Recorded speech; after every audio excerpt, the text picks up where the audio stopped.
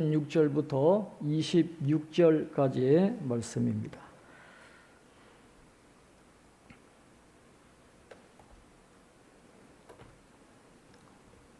사도행전 16장 16절부터 26절까지 말씀을 제가 봉독해 드리겠습니다. 우리가 기도하는 곳에 가다가 점치는 귀신 들린 여종 하나를 만나니 점으로 그 주인들에게 큰 이익을 주는 자라. 그가 바울과 우리를 따라와 소리 질러 이르되 이 사람들은 지극히 높은 하나님의 종으로서 구원의 길을 너희에게 전하는 자라 하며 이같이 여러 날을 하는지라. 바울이 심히 괴로워하여 돌이켜 그 귀신에게 이르되 예수 그리스도의 이름으로 내가 네게 명하노니 그에게서 나오라 하니 귀신이 즉시 나오니라. 여종의 주인들은 자기 수익의 소망이 끊어진 것을 보고 바울과 실라를 붙잡아 장터로 관리들에게 끌어갔다가 상관들 앞에 데리고 가서 말하되 이 사람들이 유대인인데 우리 성을 심히 요란하게 하여 로마 사람인 우리가 받지도 못하고 행하지도 못할 풍속을 전한다 하거늘 무리가 일제히 일어나 고발하니 상관들이 옷을 찢어 벗기고 매로 치라 하여 많이 친 후에 옥에 가두고 간수에게 명하여 든든히 지키라 하니 그가 이러한 명령을 받아 그들을 깊은 옥에 가두고 그 발을 착고에 든든히 채웠더니 한밤중에 바울과 실라가 기도하고 하나님을 찬송하며 죄수들이 듣더라. 이에 갑자기 큰 지진이 나서 옥토가 움직이고 문이 곧 다 열리며 모든 사람의 매인 것이 다 벗어진지라. 아멘.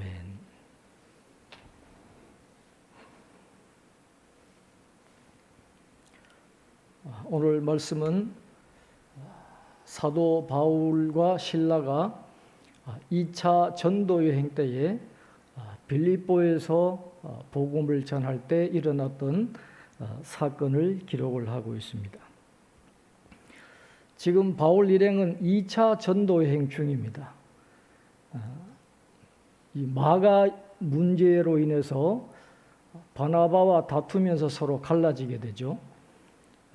이제 사도 바울은 바나바 대신에 실라와 함께 제2차 전도 여행을 시작을 했습니다. 제2차 전도 여행을 떠나면서 사도 바울의 목적지는 1차 전도 여행 때 가지 못했던 소아시아 지역, 지금의 터키 지역이죠. 그 위쪽으로 갈라디아, 본도, 또 갑바도기아, 또 비두니아 이쪽으로 가서 복음을 전하라고 했는데 예수의 영이 계속해서 막으시는 거예요. 자꾸 그쪽으로 가려고 하는데 계속해서 막으시고 나중에는 마게도냐에서 환상을 보여주시면서 이제 유럽 쪽으로 가도록 그렇게 인도를 하십니다. 왜 하나님이 이 바울의 진로를 막으셨는지 여러 가지 이유를 우리가 추측을 해볼 수는 있습니다. 베드로전서 1장 1절에 보면 베드로 사도가 편지를 쓰는데 그 편지를 받는 대상에 대해서 이렇게 말합니다. 본도, 갈라디아, 갑바도기아, 아시아와 비두니아에 흩어진 나그네들에게 편지한다고 그랬어요. 그러니까 사도 바울이 지금 2차 전도 여행 때 가고자 했던 그 지역에 베드로가 전도하고 교회를 다 세웠던 것이죠. 그래서 그 지역 사람 성도들에게 베드로가 편지를 쓰고 있는 것을 보게 됩니다. 그러니까 그 지역은 베드로가 전도하고 교회를 세우도록 하나님이 그렇게 허락을 하신 곳이었어요. 하나님께서는 바울에게는 다른 계획을 갖고 계시는 겁니다. 그러니까 아무리 하려고 해도 하나님이 다 막으시고 결국에는 유럽으로 이제 인도를 하시는데 하나님의 계획은 사도 바울을 통해서 유럽 지역의 복음이 증거되는 것이고 궁극적으로는 그 모든 지역의 중심인 로마에 가서 복음을 전하도록 하는 것이 하나님의 뜻이었습니다. 그런데 하나님은 곧바로 로마로 인도하시지 않았어요. 곧바로 로마로 인도하시지 않고 오늘 본문의 배경이 되는 빌립보로 하나님께서 인도를 하셨습니다.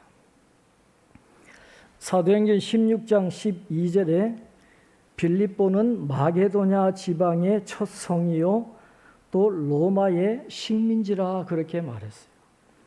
이 첫 성이라고 하는 이 관용적인 표현은 가장 중요하고 상징적인 도시를 의미를 하는 것입니다. 이 빌립보가 그리스 시대뿐만 아니라 로마 시대에도 지금 굉장히 중요한 도시였다라고 하는 것입니다. 그래서 로마는 이 빌립보를 황제의 직할시로 만들고 이 퇴역한 군인들을 그쪽으로 보내가지고 로마 군인들이 그곳에서 질서를 잡고 그곳을 다스리도록 그렇게 했어요. 그러니까 거의 모든 문화나 철학이나 경제나 질서나 법률이 전부 로마를 따랐기 때문에 이 빌립보는 당시에 로마의 축소판이었다라고 하는 것입니다. 그러니까 하나님께서 로마로 곧장 보내지 않고 충격을 완화시키기 위해서 로마의 축소판인 빌립보로 보내셔가지고 앞으로 로마에서 경험하게 될 모든 것들을 미리 맛보도록 사도 바울을 지금 훈련시키시기 위해서 빌립보로 지금 인도해 가셨다라고 하는 것이죠. 성경을 보면 바울 일행이 이 도시의 위용에 압도가 돼요. 그래서 성경을 보면 수위를 유하였다라고 그렇게 기록하고 있는데 여기서 유하다라는 말은 배회한다라는 그런 뜻입니다.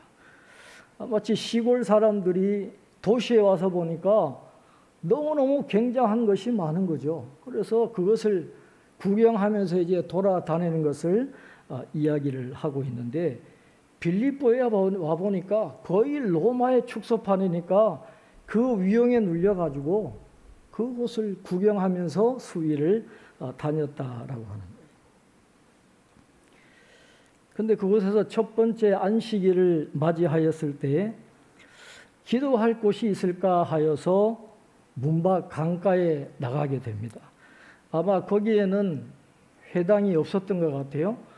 회당이 없었다는 말은 유대인 남자 9명 이상이 없었다는 말이죠. 그 정도로 빌립보는 거의 로마 귀족들이 자리 잡고 있는 유대인들이 들어가서 정착하기 굉장히 힘든 그런 곳이었다라고 생각을 하고 있습니다.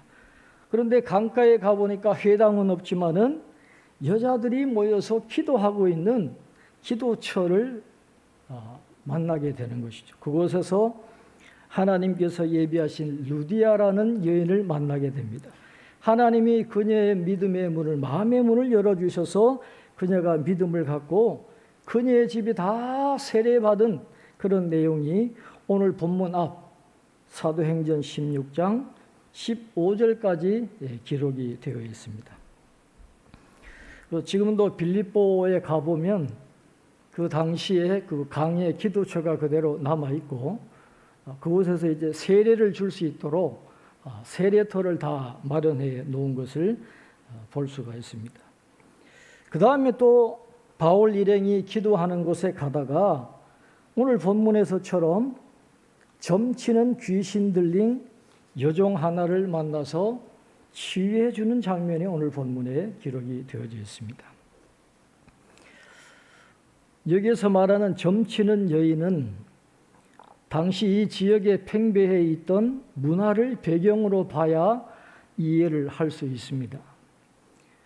당시에 힘으로는 로마가 지배를 했지만은 그리스 헬레니즘 문화는 오히려 로마를 지배했어요. 이런 문화적인 힘은 로마의 막강한 군사적 힘으로 제어할 수 없는 것입니다. 이 그리스의 문화의 모든 가치는 우상 숭배와 직결이 됩니다. 그래서 곳곳에 가보면 지금도 그리스 신전들의 흔적이 남아 있는데 당시의 모든 그 그리스나 로마의 지역의 사람들의 영적인 정신적인 것을 이 우상 숭배의 가치가 완전히 뒤덮고 있었다라는 것을 우리가 볼 수 있게 되는 것이죠. 오늘 본문에 나오는 점치는 귀신 들린 조종은 헬라어로 파이톤이라 그렇게 이야기합니다. 이 파이톤은 그리스 신화에서 신탁을 전하는 비단뱀을 말하는 것입니다. 이런 배경에 따라서 헬레니즘 시대에는 파이톤이라는 단어가 점쟁이를 가리키는 보통 명사로 사용이 되는 것입니다. 그냥 보통 점쟁이가 아니고 귀신에 씌인 거죠. 귀신 들린 점쟁이다 그렇게 볼 수 있습니다. 무당도 세 종류죠. 학습 무당이 있고 세습 무당이 있고 신이 내린 강신 무당이 있는데 무당들 중에 이 강신 무당은 몇 명 되지를 않아요.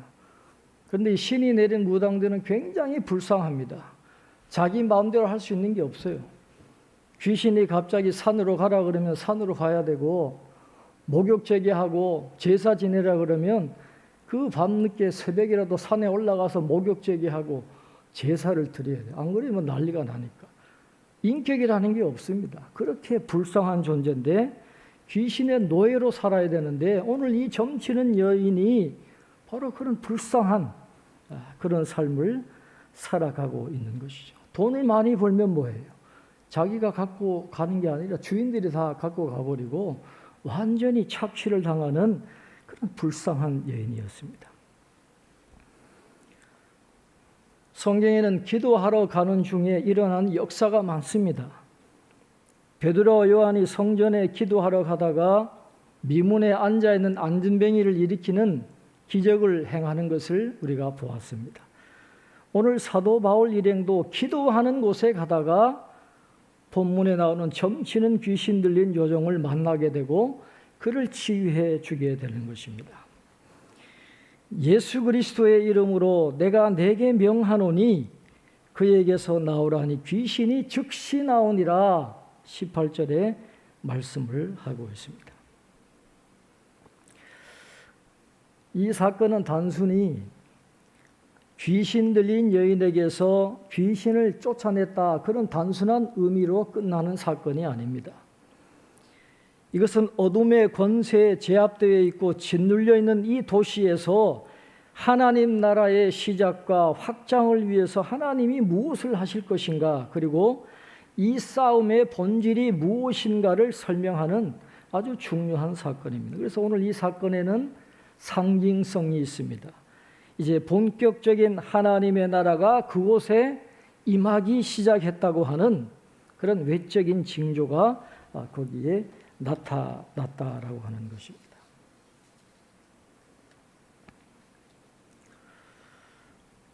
바울로 인해서 주님이 역사하심으로 점치던 귀신 들린 여종에게서 귀신이 쫓겨납니다.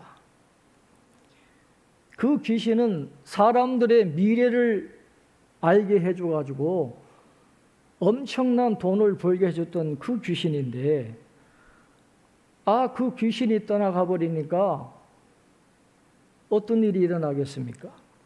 오늘 성경을 보면 여종의 주인들이라 그랬어요.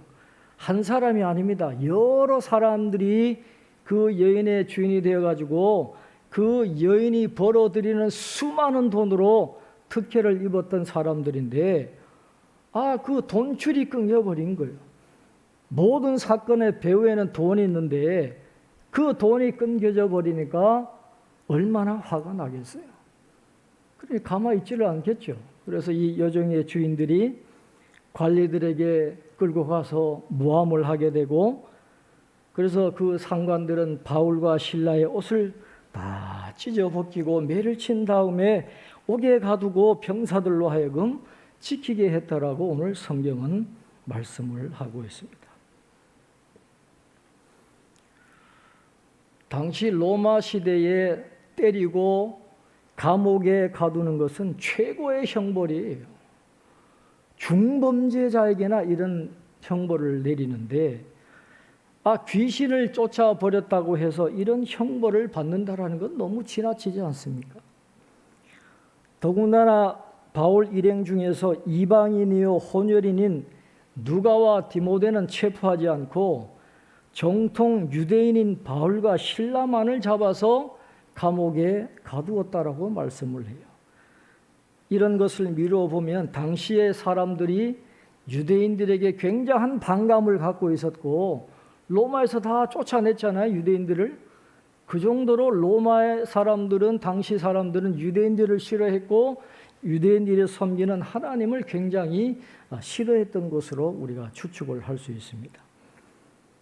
바울 일행은 단지 그냥 귀신만 쫓아냈을 뿐인데 로마의 법과 질서가 얼마나 굉장합니까? 그럼에도 불구하고 이만한 일 가지고 이렇게 매를 때리고 감옥에 가두었다라고 하는 것은 형평의 원칙에 맞지 않는 너무나도 큰 대가를 지금 치르고 있는 것을 볼 수가 있습니다. 오늘 이 사건에서 이 세상과 우리 성도의 관계를 우리가 볼 수가 있습니다. 우리는 구원받아 하나님의 자녀가 되었습니다마는 아직 이 세상 어둠의 권세 잡은 자들과 생활을 같이 해야 되고 삶을 나눠야 됩니다. 죽을 때까지 그것을 떠날 수가 없는 것입니다. 우리가 살고 있는 이 세상은 한시적으로 어둠의 권세 잡은 자들이 주도하는 그런 세상일 수밖에 없습니다.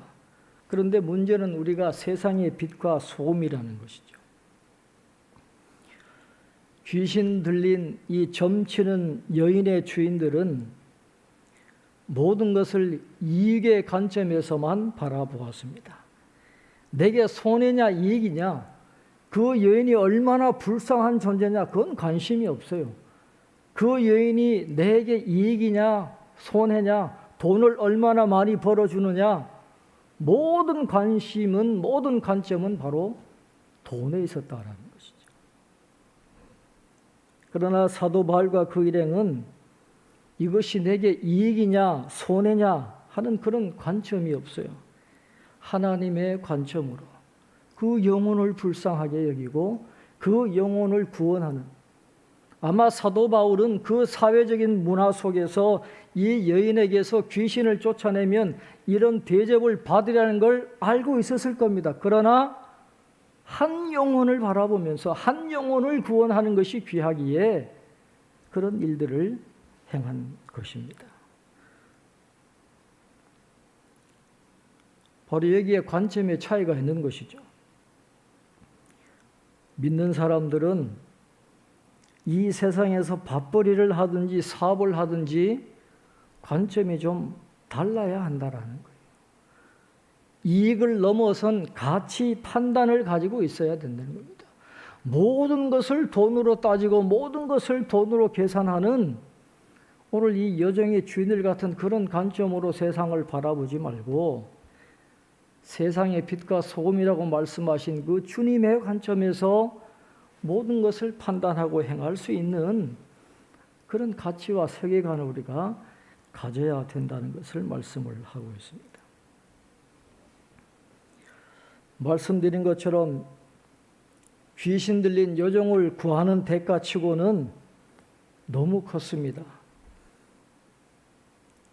당시에 로마 정부는 이 세 종류의 감옥을 운영을 했습니다. 이 잡범이나 일반 범죄인들은 이 코모리오라고 하는 감옥에 가두었어요. 그 다음에 두 번째는 그것보다는 좀 더 중한 죄인들은 어디로 가느냐 하면 인테리어라는 감옥이 있어요. 잡범들보다는 조금 중한. 그 다음에 마지막으로는 지하에 굴을 파가지고 만든 플리아놈이라는 감옥이 있습니다. 여기는 뭐 사형수라든지 아주 중대한 죄를 저지른 사람들을 그곳에 집어넣는데 바로 그 깊은 옥에 오늘 바울과 실라를 그곳에 가두었다라고 말씀을 하고 있습니다. 그것도 모자라서 발에 착고를 채웠다 그랬어요. 이 착고라고 하는 건 기다란 그 새 막대기 속에 구멍을 뚫어놨어요. 거기에다 발을 집어넣고 밑에다가 자물쇠를 채워가지고 꼼짝하지 못하도록 만드는 것이 착고였다라고 하는 것이죠. 나중에 바울은 당시의 경험을 고린도 후서에 기록하면서 심한 고난을 당하여 살 소망까지 끊어졌다, 그렇게 이야기하고 있어요. 매를 맞고 거의 다 죽음의 지경에서 지하 감옥에 들어갔는데 그것도 착고에 붙들어 놔가지고 꼼짝달싹할 수 없을 정도로 얼마나 고통이 심했겠어요. 거의 살 소망까지 끊어진 그런 상태에 처하게 된 거예요.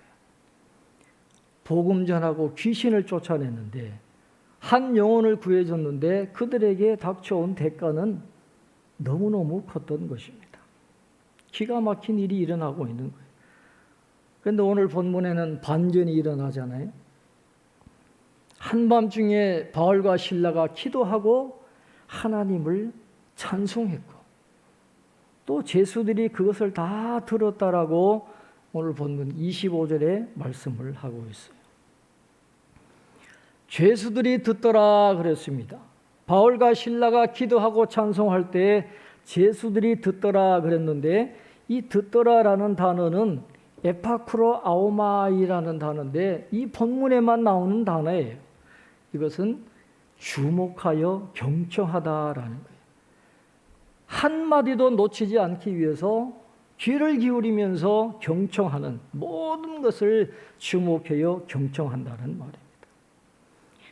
그냥 들려오는 소리를 단순히 듣는 것이 아니고 어떤 하나의 사건이 일어난 것을 주목하면서 깊이 경청하는 태도를 얘기합니다.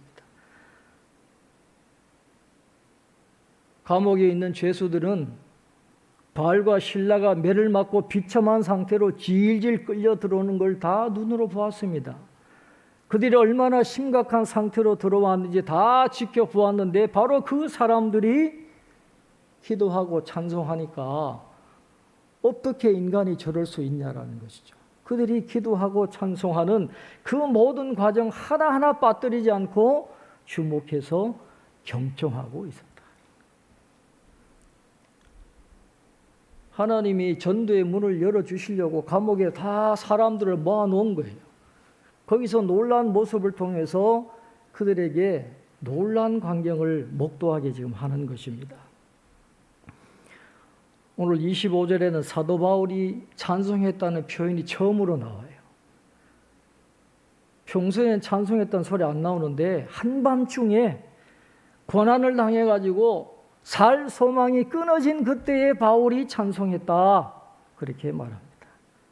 그리고 기도할 수 없을 때 기도했다라는 것입니다. 기도는 하나님에 대한 절대적인 의지의 표시입니다. 하나님의 뜻을 제가 알 수는 없지만은 하나님을 신뢰합니다. 하나님께 맡깁니다. 그런 기도를 드리는 것이죠. 오늘 본문에 나오는 이 찬송은 곡조는 있지만은 악기 없이 불려진 노래를 의미해요. 이 찬송은 영적인 헌신을 표현하는 것입니다. 이 찬송은 이렇게 말도 안 되는 큰 대가를 치르는 어려움을 당하면서도 내게 남아있는 조금의 힘이라 할지라도 나 자신의 것이 아니라 하나님의 것임을 고백하는 믿음에서 우러나오는 노래였다라는 것이죠.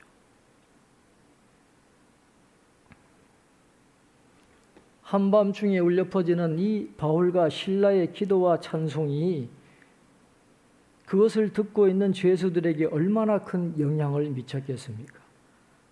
감옥에서도 하나님의 나라가 임하는 놀라운 기적이 지금 일어나고 있는 것입니다.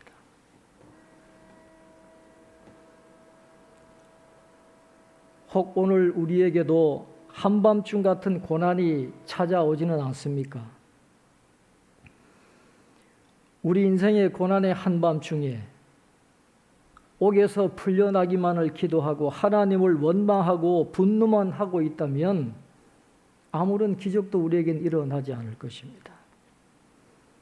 그러나 고난의 한밤중에도 바울과 실라처럼 하나님께 소망을 두고 기도하고 찬송할 수 있다면 얼마나 하나님이 기뻐하시고 얼마나 놀라운 은혜를 우리에게 베풀어 주시겠습니까? 일반적으로 많은 사람들은 예수를 믿음으로 복을 받아서 세상 사람보다 더 높은 자리를 차지하고 자녀들이 좋은 대학 가고 좋은 직장 가고 또 몇 살까지 건강하게 살까 거기에 초점을 맞추어서 기도하고 그 상태에 머물러 있는 사람들이 있습니다. 그러나 사도 바울의 관심은 다른 데 있었어요. 갇힌 것이 하나님의 경륜이라고 한다면 이 고난과 불편함을 통해서 이루어 가실 주의 목적이 무엇인가를 깨닫는 것이고 현재의 고난과 환난, 힘겨움이 하나님의 목적을 이루어가는 과정임을 확신하고 자신에게 주어진 역할을 충실하게 감당하는 것입니다. 이것이 사도 바울의 목적이었습니다. 형통이라고 하는 것은 내가 의도한 것이 이루어지는 것이 아닙니다. 형통은 불편한 모습이고 찌들고 모자라고 부족한 모습일지라도 그러한 모습을 통해 하나님의 말씀이 이루어지고 하나님의 경륜이 펼쳐지는 것을 목도하는 것입니다. 하나님의 경륜에 승복하는 것이 바로 형통이라는 것을 오늘 사도 바울은 보여주고 있어요.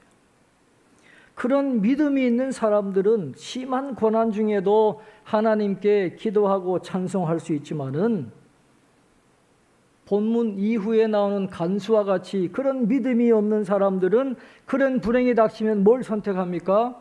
죽으려고 한다라는 거예요. 거기에 차이가 있는 것입니다.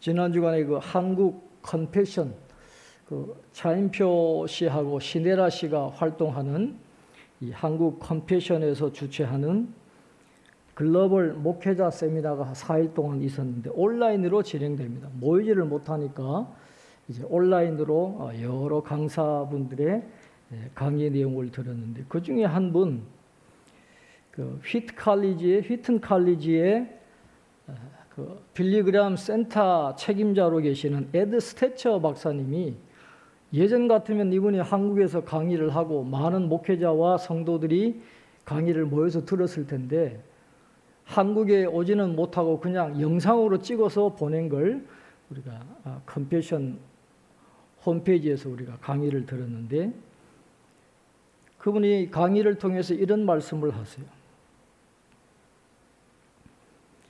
코로나로 힘겨운 시간을 보내지만은 자기가 이 사도행전을 연구하면서 깨닫는 바는 하나님께서 핍박과 고난의 상황 이후에 교회가 부흥하게 했던 것처럼 이 코로나 시기가 지나가면 하나님께서 교회에 새로운 은혜를 주신다는 그런 확신을 갖게 되었다. 그렇게 이야기합니다.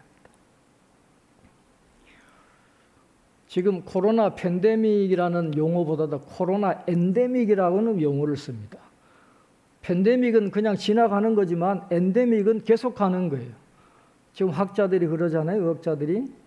이제는 코로나랑 같이 가야 돼요. 사라지지 않아요. 아니면 또 다른 바이러스가 와서 더 힘든 상황이 오게 되는데 이제는 이 바이러스랑 같이 살아야 될 그런 시대입니다. 그럼에도 불구하고 두려움을 가지면 안 된다라는 거예요.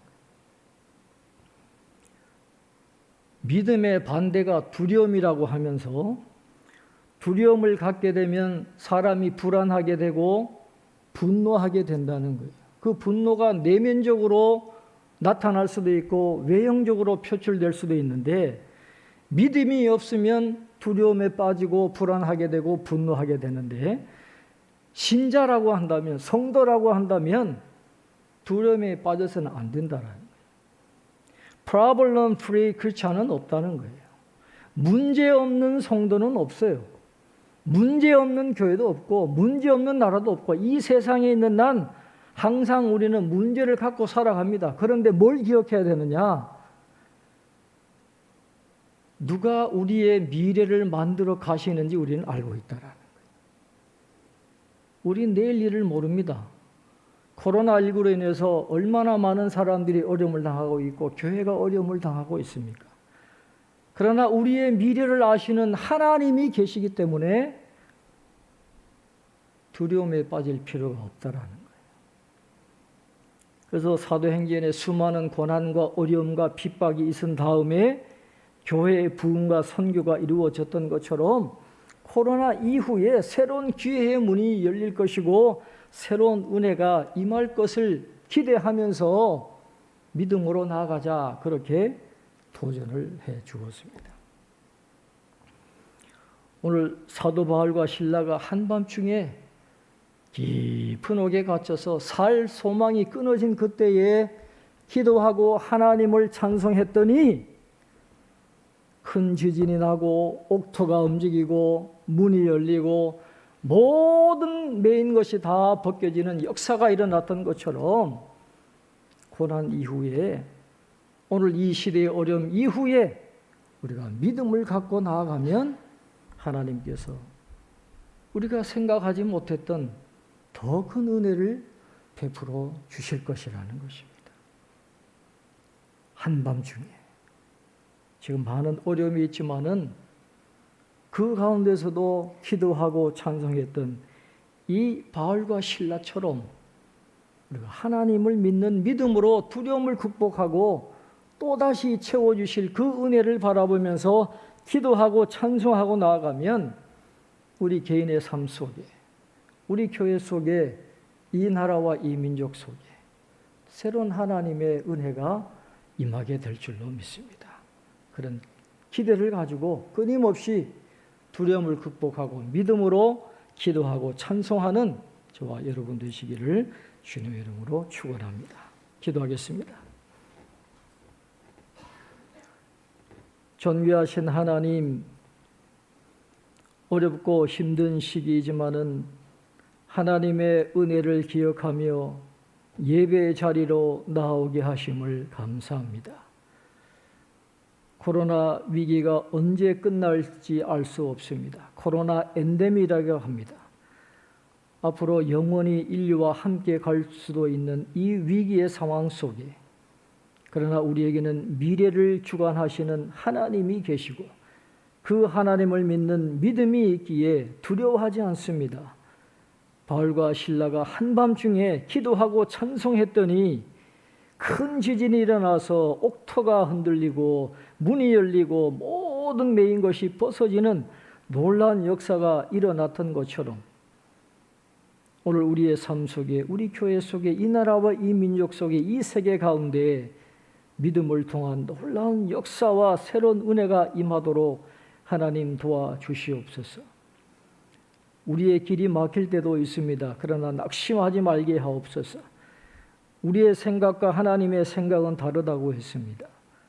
우리의 뜻과 하나님의 뜻은 다르다고 했습니다. 하나님을 신뢰하는 믿음을 가지고 새롭게 열어주시는 문을 향해서 믿음으로 나아가게 하여 주시고 하나님의 뜻을 이루게 하시고 하나님이 예비하신 은혜와 복을 누리는 저희들 다 될 수 있도록 축복해 주시옵소서.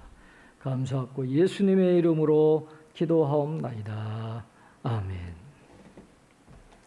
찬송가 336장 함께 찬송합니다. 336장입니다.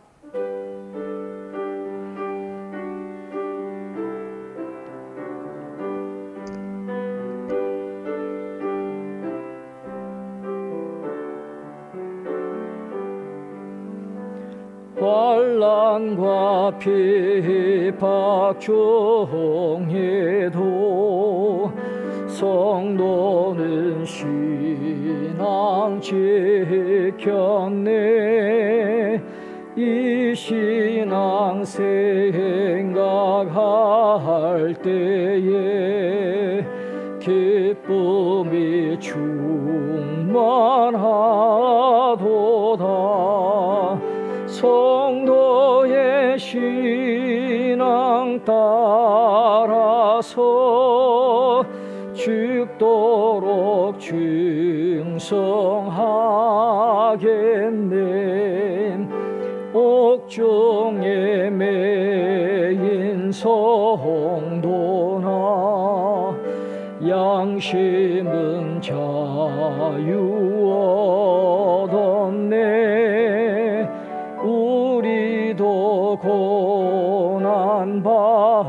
되면 죽어도 영광 되도다.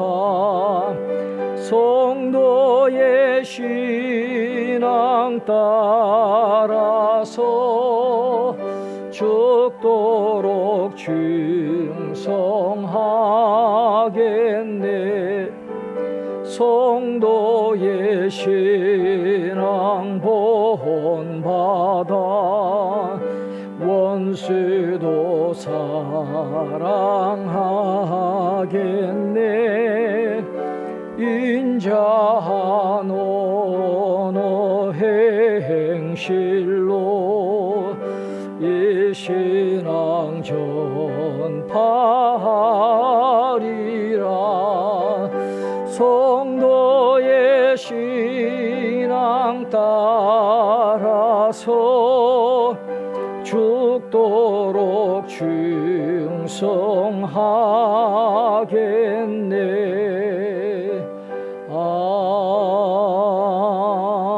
아멘.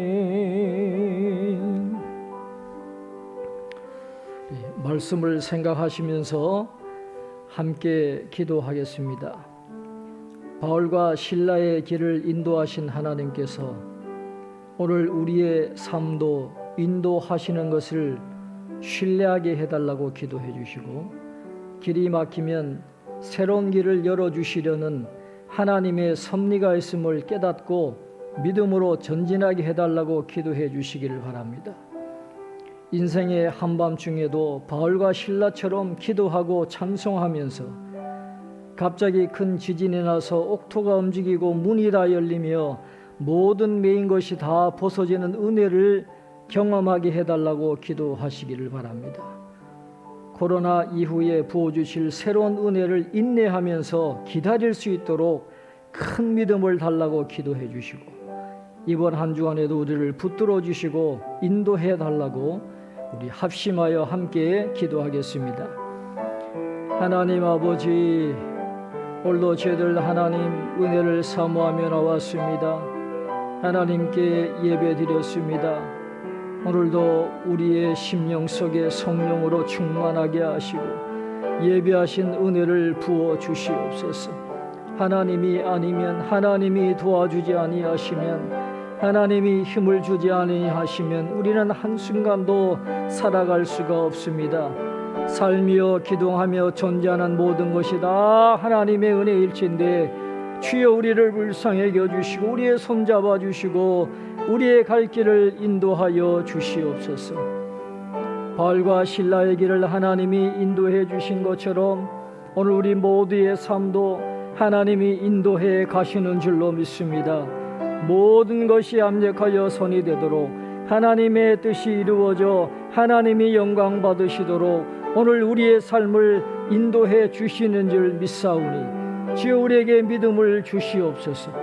혹 길이 막히는 일이 있습니까?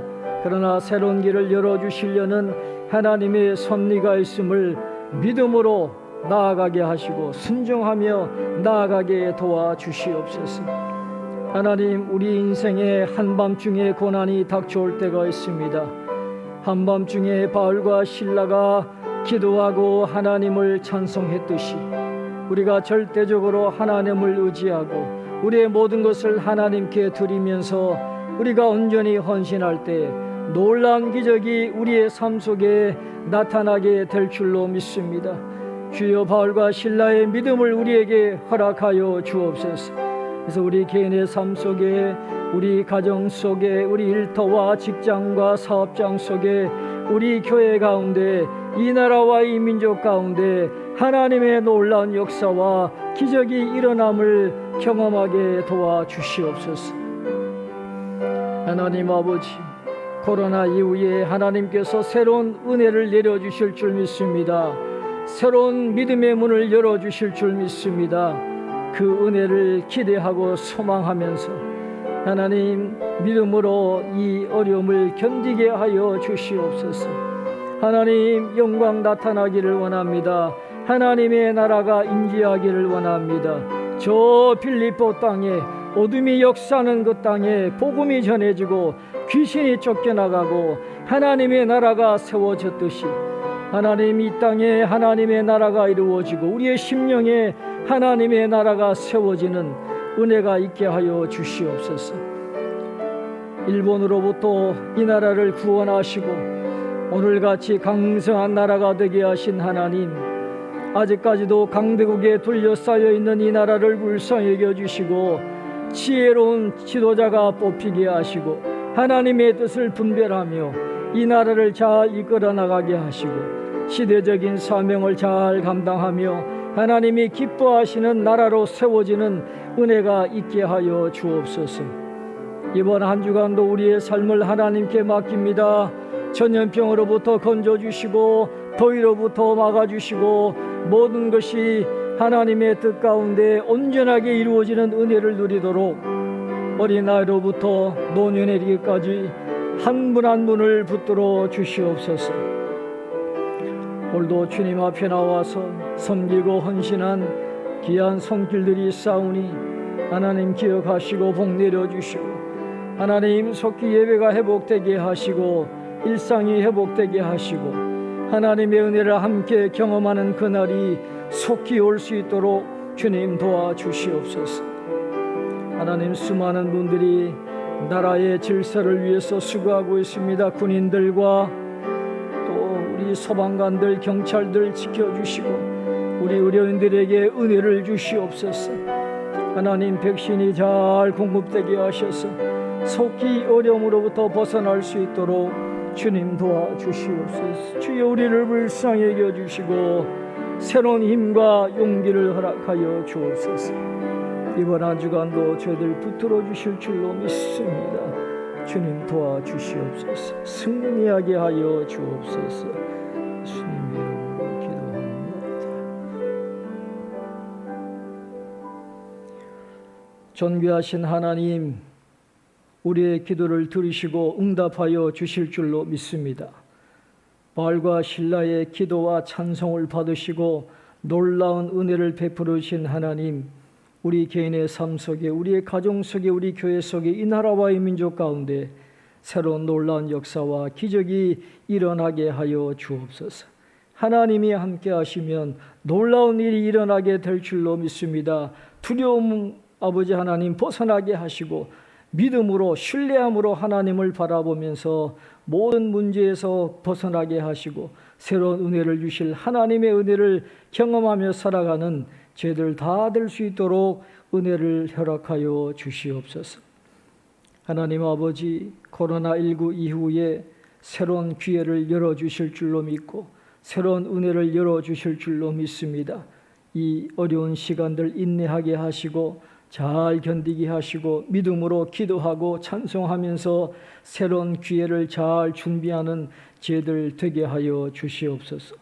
오늘도 하나님 앞에 예물을 드렸습니다. 하나님, 예물을 연락하여 주시고 드린 모든 손길들마다 복 내려 주시며 필요한 것을 채워 주시옵소서. 이번 한 주간도 하나님께서 우리 신문로 교회 성도님들 어린아이로부터 노년에 이르기까지 한 분 한 분을 손잡아 주시고 인도하여 주셔서 전염병으로부터 건져 주시고 하나님께서 사업과 일터와 직장 가운데 놀라운 은혜를 베풀어 주시고 영적으로도 강건하게 하시고 자유하게 하시는 하나님의 놀라운 벽을 경험하며 살아가는 모든 가정들 다 될 수 있도록 축복해 주시옵소서. 오늘은 강복절 76주년을 감사하며 예배드렸습니다. 아직도 이 나라는 강대국에 둘러싸여 있습니다. 하나님 아버지, 불쌍히 여겨주시고 하나님의 뜻에 합당한 지도자가 세워지게 하시고 하나님의 뜻을 이루어 나가는 나라와 민족이 되어 시대적인 사명 감당하는 복된 나라가 될 수 있도록 하나님 이 나라를 붙들어 주시고 인도하여 주옵소서. 오늘도 수고하는 군인들, 경찰들, 또 소방 공무원들 하나님 힘을 주시고 특별히 의료진들에게 힘을 주셔서 이 어려움들을 잘 헤쳐나갈 수 있도록 주님 도와주시옵소서. 오늘도 주의 몸된 교회에 나와서 수고한 모든 손길들의 수고를 기억하시고 복 내려주시며 이번 한 주간도 우리 모든 성도들의 삶 속에 친히 함께 하시고 승리할 수 있도록 도와주옵소서. 또 다음 주일에도 건강한 모습으로 함께 만나서 예배할 수 있도록 우리 모두를 붙들어 주시옵소서. 이제는 우리 주 예수 그리스도의 은혜와 하나님 아버지의 극진하신 사랑하심과 성령의 감화 감동 교통 충만하심이 사랑하는 모든 성도님들 머리머리 위에 지금부터 영원토록 함께 하옵시기를 간절히 축원하옵나이다. 아멘.